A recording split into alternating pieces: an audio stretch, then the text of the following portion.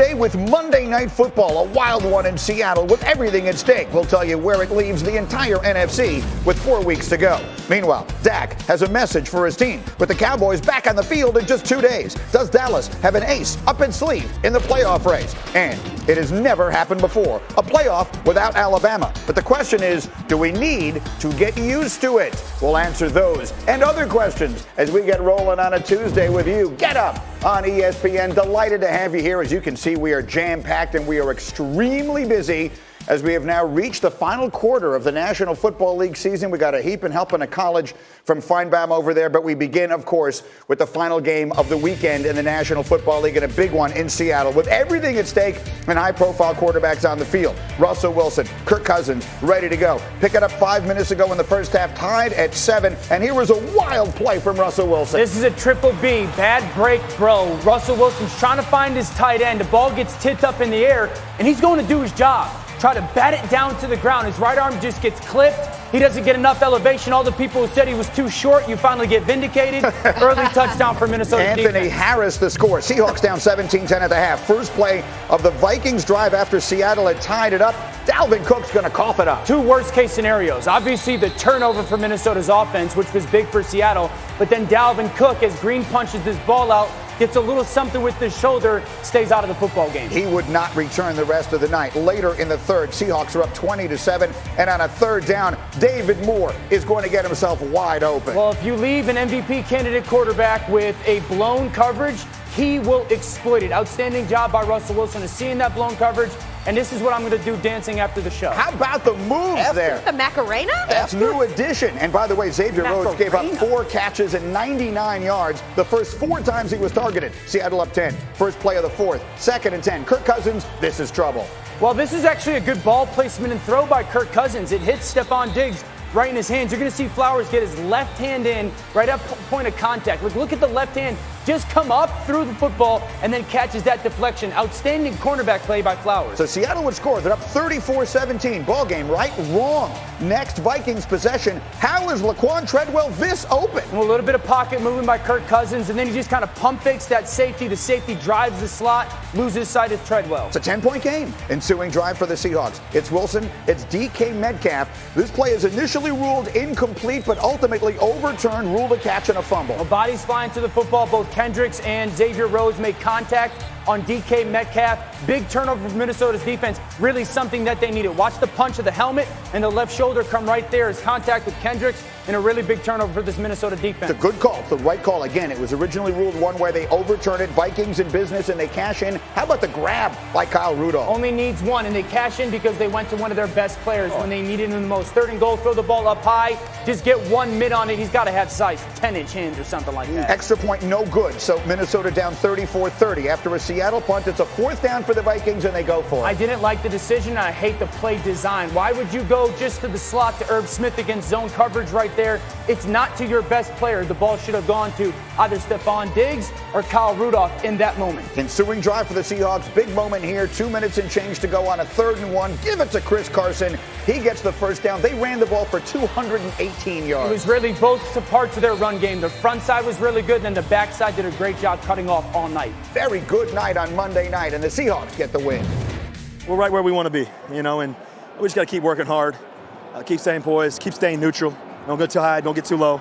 Ignore the noise and play ball. Let's go win. Why not? Why not us? We really believe that. And everybody acts like this is the end of the world. It's not the end of the world. We lost 1 game tonight. We're 8-4. We've got 4 games left, 3 division games. So, this isn't the end of the world. We still got a lot of good football left to play. Upbeat from the occasionally cranky Mike Zimmer. Meanwhile, slow start by Seattle, just 10 points at the half, had not forced a turnover.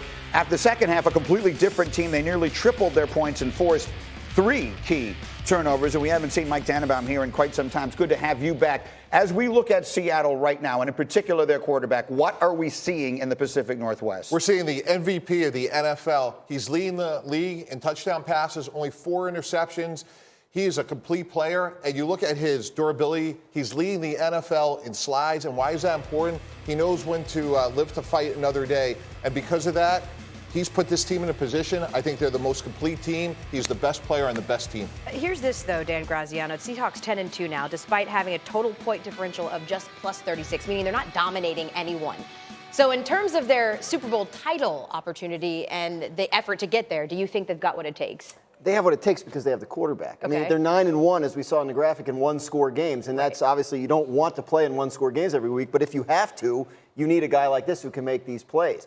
But I think the critical thing that happened last night is they won and they move into a tie with San Francisco and they have the tiebreaker. So now you have a situation where their playoff games in January would be in Seattle as opposed to on the road. And historically, that is a huge, huge difference for this football team. Now, there's still 4 weeks to go, but I mean, at this moment, San Francisco would be at the winner of the NFC East in the first round of the playoffs, which is a hilarious conversation to have another day. Let me ask you this. Right now, life on the line. You can have any one quarterback to win you a game in the fourth quarter. Who you got? 3. You're I'll taking take Russell Wilson. over anybody. And I'm not saying that to like make a splash comment. I'm taking Russell Wilson right now on December 4th, 2019. I'm taking him when it matters the most. When I know I need to have him for a game or he needs to make a play today, I'm taking Russell Wilson. He's proven. He's meddled. You make a mistake, he's going to hurt you. The guy is flawless when they need him to be. And so today's football, I'm taking Russell Wilson. He's certainly willing them to a win, but Dan, we sit up here every single week and say that the Ravens are unstoppable because of Lamar Jackson. So why not take someone who you said yourself, no one in the NFL can stop? History repeats itself. What do you mean? History repeats itself. Russell Wilson, to me, is just too proven. Like because those moments are more about here than the physical. Russell Wilson has empirical data and experience to know exactly how to handle those moments and rise up. You can believe that Lamar Jackson is going to be a great quarterback when the chips are down. And if you're a Lamar Jackson fan, you want to believe that. But we know with Russell Wilson, I mean, we've seen it time and time again. Last night, the game was going in their favor. I mean, they're able to run the ball the way they want to. But still, in those key moments, we've seen it when then it hasn't been going in their favor and he makes the play. And then last night when he has to augment the run game, he was right there for it too. The fundamental difference between those two players is Russell Wilson's done it for a long time. Right. As I mentioned, he's leading the NFL in slides. That's important. In the game on Sunday, Lamar Jackson had the ball in his hand 39 times between passing attempts and rushing. He has to play another 7 games. And I promise you, at night, John Harbaugh, he's worried about 3 things. Injuries, injuries, and injuries. Is Lamar Jackson sustainable? We don't know that. We've seen Russell Wilson do it for a long time. Russell Wilson knows how to protect himself. Lamar Jackson, it's a grade of incomplete, and that's the one concern the Ravens are going to have. It also has to do with the fact of who his head coach is as well. Like, we're getting into December football, and we're getting into playoff football. Those two guys in the NFC have done it. The only other group in the NFC that's done it as quarterback head coach combo really is Drew Brees and Sean Payton, right? And so if you're looking at the big picture, and when, again, coaching separates itself in December, quarterback play separates itself in December. That 3rd and 5 touchdown pass to David Moore, like, don't make a mistake that Russell Wilson didn't see in the blown coverage. The fake punt that Pete Carroll has to call. Now, I know a couple plays later, the fumble happens, but the kind of the courage, the awareness, the confidence in his football team that Pete Carroll shows just to have those play calls, those things are big in December football in the NFL. So I think everyone sitting here agrees the Seahawks are legit, and they are someone to keep an eye on. How about the team they beat last night? I commented that was an uncharacteristically optimistic Mike Zimmer after a loss last night.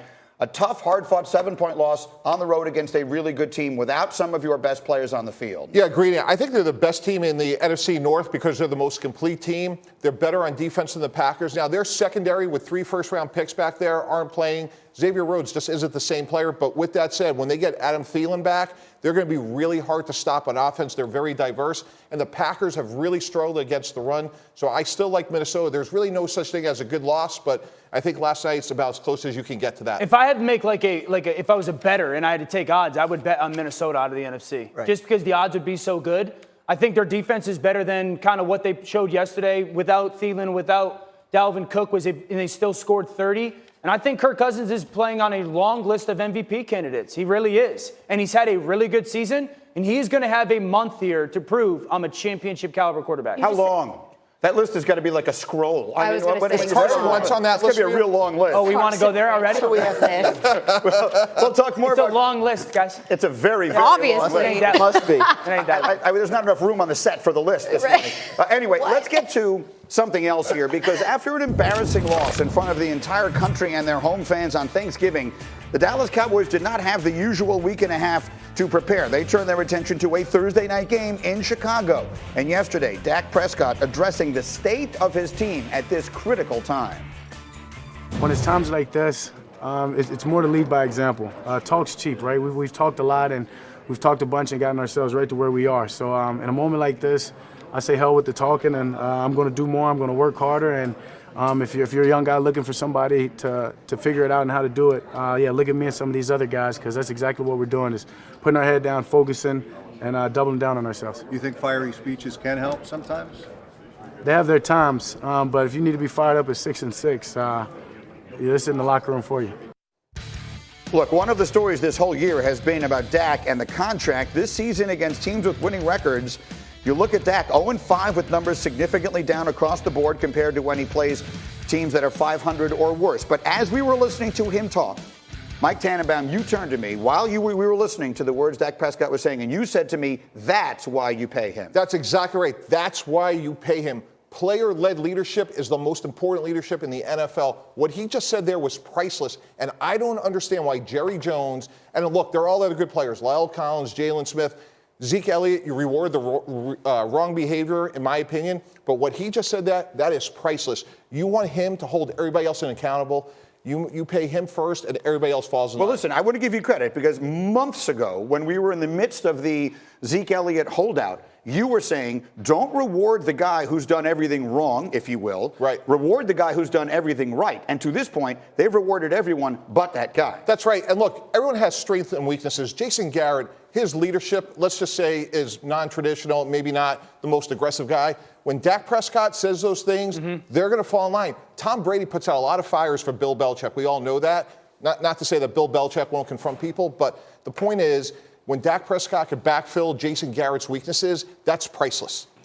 I find the whole situation fascinating because we know, Jerry Jones hasn't locked up the two most important people in the organization. He hasn't locked up Dak, and he hasn't locked up Jason Garrett, for whatever reasons. This is a massive month because Jerry Jones has made it abundantly clear what the expectation is, and Dak realizes that's why Dak is saying, listen, it doesn't matter anymore. We got to go win important football games. But there's a reason why those guys haven't been paid yet. There are reasons, and this is the most important month for both those guys because Dak, who's having the best year of his career, is playing to save his coach's job. Dan, why would you pay Dak Prescott? What's the reason? But here's the thing: he's playing to save his coach's job. Who not only Jason Garrett but Kellen Moore and John Kitna, who have had Dak to play at the best level of his career, right? But also have lost sight of the run game, which has hurt the football team. And what happens if Jason Garrett's not there and the coach you want to come bring in doesn't love Dak Prescott? There's a lot of layers to this. Let's move back in the beginning of that a little bit here. Let's talk about Dak Prescott and whether there is any realistic chance he isn't the quarterback of this team next year. I don't think there's a realistic chance of that because they have the franchise tag that they can use, and they've made it clear that they want him back. I think it's really important when we have this conversation, we say Jerry hasn't paid Dak yet. It's not that he hasn't tried. The Cowboys have made significant contract offers to Dak Prescott. My understanding is they've offered him numbers in excess of Carson Wentz's deal. He's looking for more. It takes two to tango when you're talking about getting a player signed. So it's not for lack of effort or desire on the Cowboys' part. They just haven't come to a deal yet. So they're committed to him. They want him to be there. They'd love to sign him. If they can't sign him, they know they can franchise him and keep him that way. But having, we can talk about this more later, but having a quarterback on the franchise tag, it happens almost never. That's not a good situation. That's exactly right, because your whole offseason program, he's not there, and now what are you going to do, take reps with Cooper Rush? It doesn't make any sense. Well, that's the key. He did show up this offseason. If he decides to hold out like Elliott did, then that helps. What happens if the head coach that you want doesn't want him as your quarterback? We'll talk more about this as we go. And let's take a very quick look at what remains now for the Cowboys and Eagles. Again, Sunday was the best day of Jason Garrett's season, with the Eagles losing to the Dolphins. Cowboys 1 game up, 4 games remaining. Each week, the Eagles stay within range of Dallas, makes that matchup in Week 16 all that much more important. Elle. Yeah, so while things look bleak for Dallas and Philly, they still are playing for the postseason. The same cannot be said for a couple of other teams that Grazman is going to hit in his news and notes. And let's start in Jacksonville, where we saw Nick Foles get benched at halftime for Gardner Minshew. Is this the last time we've seen Foles in a Jaguars uniform? I don't think it is, and the reason is the contract, right? They gave him a contract that guaranteed him $41.125 million over 2 years, and this is only year one. So they have to cut him and eat $34 million in dead money, trade him and eat $18 million in dead money, or bring him back and give him another shot next year. I think there's a pretty good chance they do that last year. It would be a pretty short tenure. The same cannot be said for Phillip Rivers. Give me another quarterback situation you're monitoring, in particular him. Well, look, he played well Sunday. He hadn't played well prior to that. The key thing with Phillip Rivers, he does not have a contract beyond this year, unlike Nick Foles. And so there's a chance that the Chargers move on. Look for a quarterback in the draft. Look for a quarterback in free agency. Going to be a fascinating free agent market. You look at Rivers, Tom Brady, Drew Brees among the guys that don't have contracts for next year. You mentioned Tom Brady. We certainly saw him giving some tough talk. That's putting it nicely to his receivers on the sidelines. And they needed 2 planes to get home. You were in that Patriots locker room after the loss. Set the scene there, Dan. Yeah, so far so good, by the way. I haven't caught anything from being in that Patriots locker room. I hope that holds up. But look, they are definitely looking for the receivers to play better. I'm talking to Jacoby Myers after the game. He was talking about how Tom was hard on them on the sideline. He said, as a group, we have to play better. There's no fix coming. It has to be internal. And when you talk to people around that team, they believe it can get better. But at this point, they need that receiver group to do what Tom is screaming at them to do on the sideline during the game. Typically by December, they have somewhat of an identity. They don't, but no one wants triggered Tom. And while the Patriots are undoubtedly streaking towards the playoffs, the same cannot be said for the Patriots of college football, if you will, Greeny. That's exactly right. This was the first weekend that both Nick Saban and Bill Belichick lost in forever. Alabama's loss to rival Auburn, basically crushing their chances of making the playoff. You see they have less than a 1% chance of getting in. So what happened in their season? It began to go downhill, of course, in Week 11 when Joe Burrow and the LSU Tigers won at Bama by hanging 46 points on them. It snapped Alabama's 8-game winning streak against LSU. A week later, we saw what happened with star quarterback Tua Tagovailoa injuring his hip against Mississippi State, an injury that would require season-ending surgery. Mac Jones takes over at quarterback, and he was at that position this past Saturday in the Iron Bowl when Auburn put up 48 points in an upset over their in-state rival, essentially knocking Alabama out of playoff consideration. And again, we are now entering something we've never seen before, and that is a college football playoff without Nick Saban and the Crimson Tide. And the great Paul Feinbaum is with us here. And I've heard it speculated. I will ask it to you, whose opinion on this I think I value more than anyone's. Do we have to start getting used to this? Is the era of Nick Saban dominating college football coming to an end? Yes, it is. And it's been happening very slowly for a couple of years. But I think over the last couple of months, we've seen it. It started with the 28-point blowout to Clemson. Saban said, we have to get the Alabama factor back. It didn't happen. It has been a really disappointing season. People are saying, are you kidding? Alabama went 10-2, and they're still ranked in the top 10. But that's the difference at Alabama. A couple of reasons why, Greeny. Staff turnover has been a constant churn, especially on the defensive side. Recruiting is an issue. They're still number 2 or 3 in the recruiting, but they're being pressed hard by Clemson and Georgia. And I'll say this. I know that everyone will be surprised to know that I covered the end of Bear Bryant's tenure about 38 years ago as a young reporter. Yes, young. And I saw some of the very same signs. He's considered the greatest coach of all time. Saban surpassed him. It looks very similar. To the end of Bear Bryant's era, because slowly but surely people chip away. If I were to agree with you in this circumstance, I would say that I don't believe Alabama has come back to the pack. I think they sort of set a template, a blueprint that others have followed and others have sort of caught up. Dabo Swinney has caught up. Georgia is coming on strong. Ohio State, perhaps you could say, has caught up. What do you say? I think it's crazy to sit here and say that Nick Saban and Alabama are done. I mean, 2 years ago, he wins the national championship. Last year, they lose one game in the national championship. And we're not saying he's done. We're saying this dynasty window is closing very tightly. They're the youngest team in America. No team has played more true freshmen than Alabama.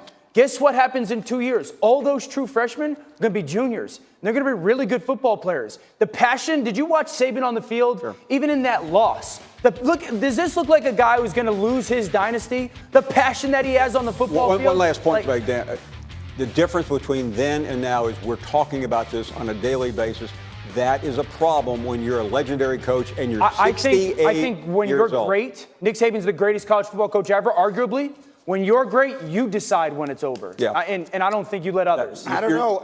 You sound like an Alabama fan. I have a couple of thoughts on that because there's one. He dominated with defense all that time, and the game has changed to where maybe you can't do that anymore. And we have seen him fight that tooth and nail, and maybe it's starting to get away. Much more on this as we go. Marcus Spears, who played for Nick Saban in college, will join us with his thoughts as well. As we continue on Get Up, the 2 words Tom Brady said about the Patriots offense that tells you everything about his level of concern. You will hear those 2 words as we go. And speaking of concern, a day after